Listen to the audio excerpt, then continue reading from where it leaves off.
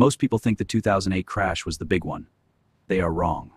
To understand your future, we must look at the forgotten shock of 1973. It started with a world built on gold, the Bretton Woods system.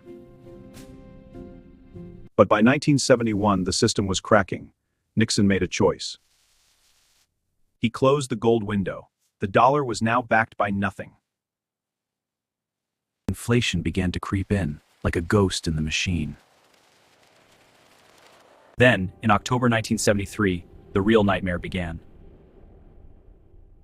OPEC announced an oil embargo. The world's engine stopped.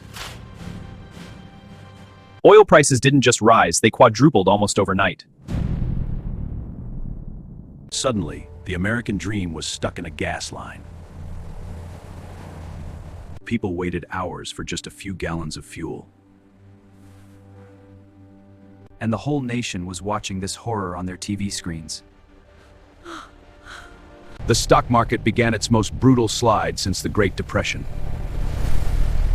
Wealth that took decades to build vanished in 18 months. This wasn't just a recession, it was stagflation. Prices went up while the economy went down, a double trap. Your savings weren't safe. The dollar was losing its power. But in the shadows, some were getting incredibly rich. Gold, the very thing Nixon abandoned, began to soar. It went from $35 to nearly $200. The 0.1% knew the secret. Hard assets are the only shield. By 1974, the world had changed forever. The petrodollar was born. The US agreed to protect the oil fields if oil was sold only in dollars. This gave the dollar a new lease on life, but at a heavy cost. For 40 years, this system worked. Until now. Look around. The parallels to 1973 are everywhere. Energy crises, geopolitical shifts, and a weakening currency.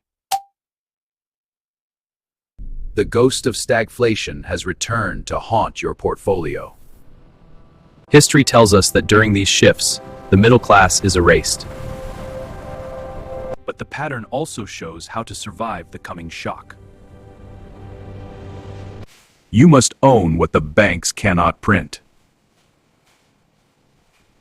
The mistake everyone repeats is thinking, this time is different.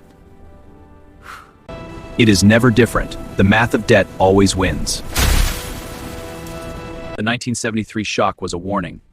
The next one will be the finale. Protect your assets. Learn the lessons of the historian. Because when history repeats, only the prepared are left standing.